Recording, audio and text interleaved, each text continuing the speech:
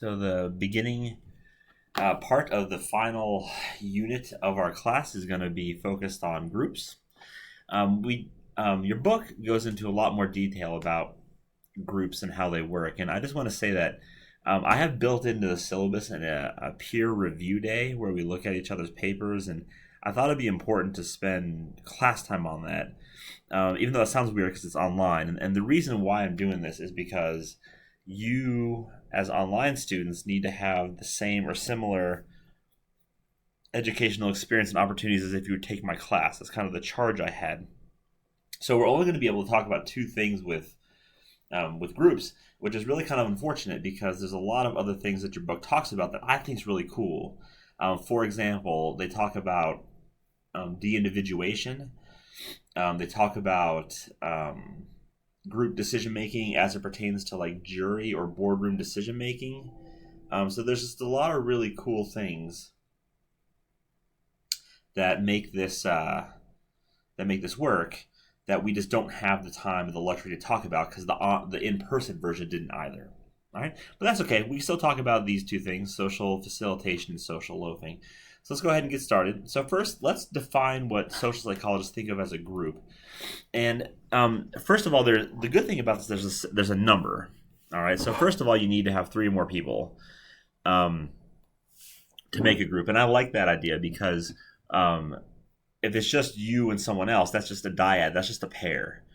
All right, so you do need three or more people. So even though we don't have a maximum number, I mean, this could go. You could have 3 people in a group. You could have 1,000,000 people in a group. That doesn't matter how big it is. But 3 or more is important. And what's also important is that they interact with and influence one another. All right. Now, this is an important aspect of the group because what needs to happen is you need to have this idea that you and other people in your group share some sort of social connection with each other such that you guys are either talking to each other, or it could be Skyping with each other, or chatting with each other, or you have to do something with each other. So for example, one definition, so let's take your dorm floor for example. Well, that may not be a group. It certainly has 3 or more people, but the deal is that you may not talk to the person who lives all the way on the other side of the hall, right? Another example is, we just had graduation here on campus. That graduating class is not a group unless you have talked with or interacted with everybody all at the same time. And so you have to have those types of interactions there, right? However, if you think about something like a soccer team, that would be a group because you guys all interact with each other at practices, games, things of that nature, okay? So we have a number. We also have that idea. And then finally, you have to have this perception of an us, all right? You have to have this idea that you share some sort of common cohesive goal or unit, or you're a part of the bigger picture of us. So it's like you and your other group members are important to the group itself. So you have to have all 3 of these aspects together. Now you could easily see how the number 3 or more, that's easy. Check. That's just, you count it. The perception of us, that's also important. Like, for example, let's take my parents. My parents would consider themselves Republican. They're very conservative. And so, they have this perception that we are Republicans. Like, that is us. Like, that's a piece of it. Like, Republicans are their group.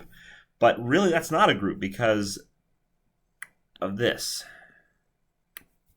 All right? It's missing that vital component. All right? So that's what a group is. And once again, you can think of examples of groups. So if you have a study group, there's, let's say, 5 of you studying for like a Bio 101 type of class, and you're all together in the library together. There you go.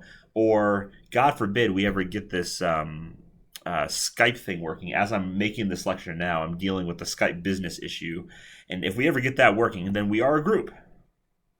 We will talk to each other as a group. All right.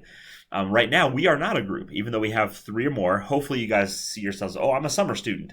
But we haven't really interacted with all of us yet. Like, all of us need to interact together, and we can't do that until we Skype. Well, we'll hopefully get that fixed. So that's what a group is. All right.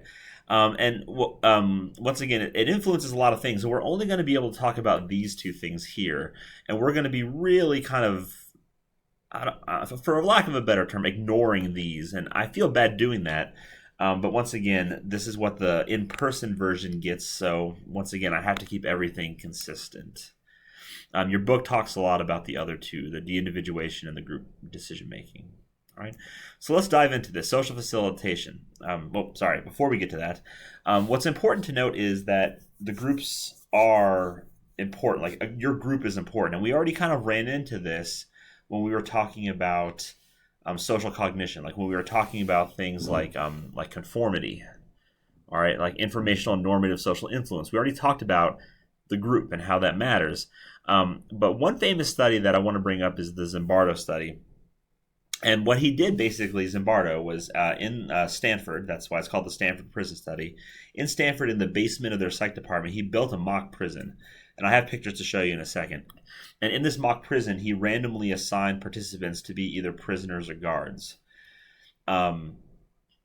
What ended up happening was when you got randomly assigned to be a prisoner or a guard, you actually wore the outfits and you engaged in that role. So, for example, prisoners wore like the orange Department of Correction kind of jumpsuits, and the police officers had belts with nightsticks and flashlights, and they wore like the hat and the typical 1970s police officer garb.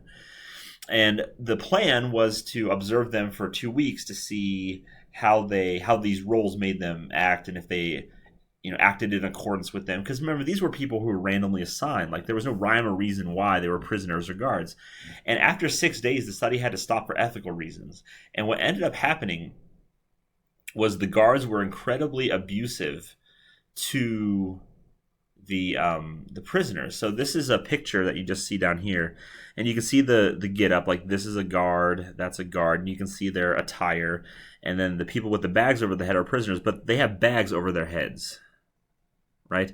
There was no script here. There was no like checklist of things these prisoners had to do. They did this.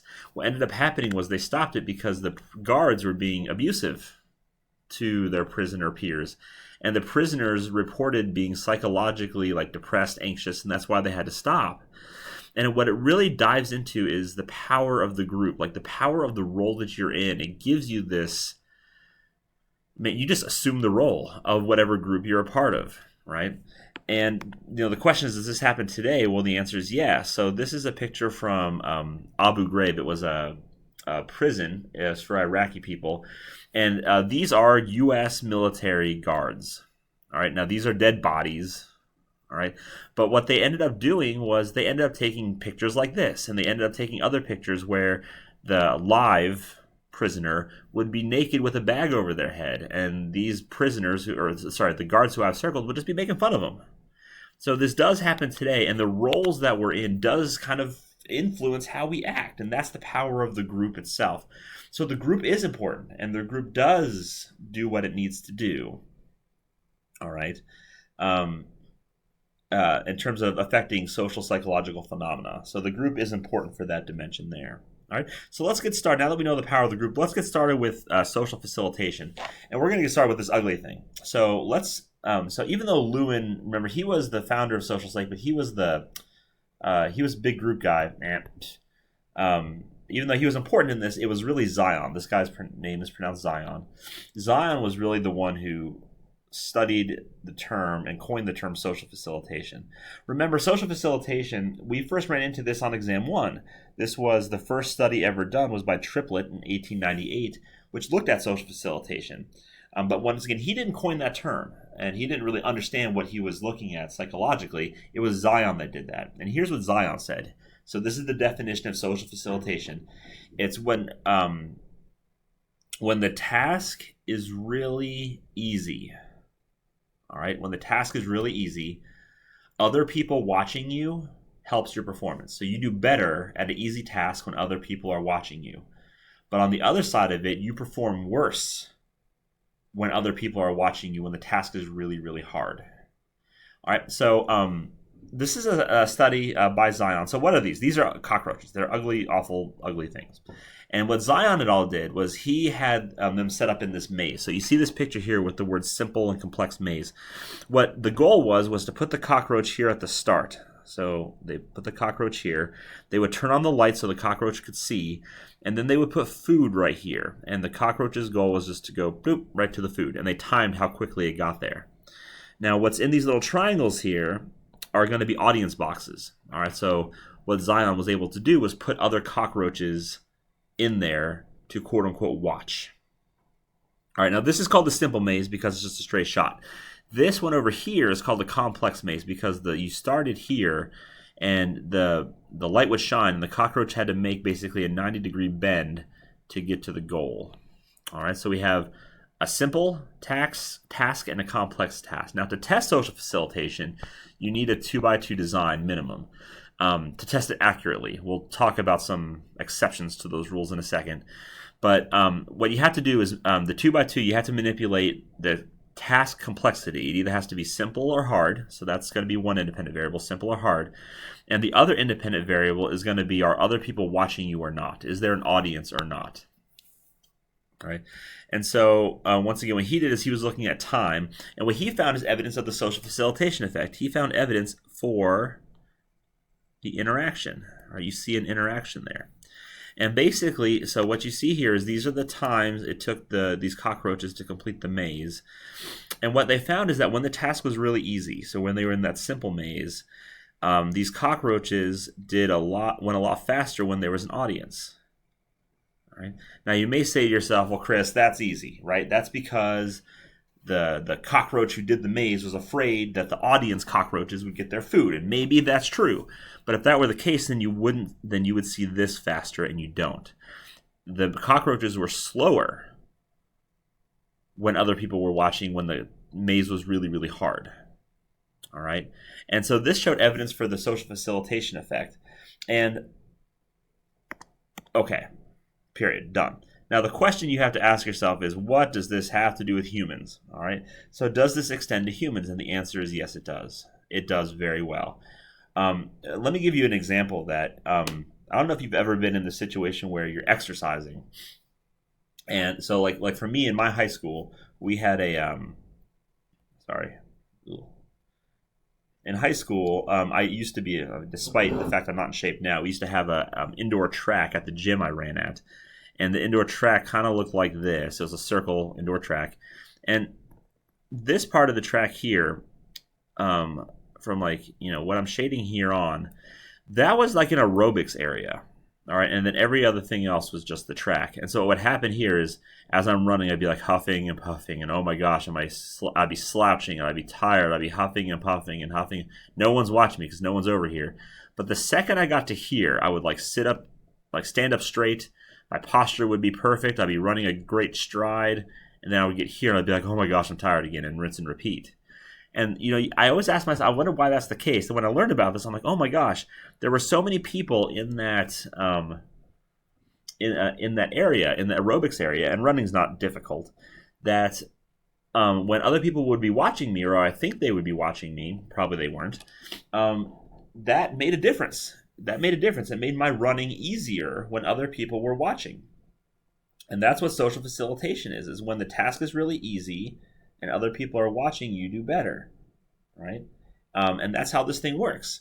So, social facilitation, a lot of real life examples that you could go off. But what we're going to do is, starting out the next video, is we're going to talk about several studies that looked at the social facilitation effect beyond just the traditional 2x2 that I showed you. And we're going to get away from cockroaches. That's an ugly picture, first of all. And second of all, I've always wondered how bugs translate to human behavior, because I don't care about bugs. I care about humans. So we're going to talk about that stuff in just a second.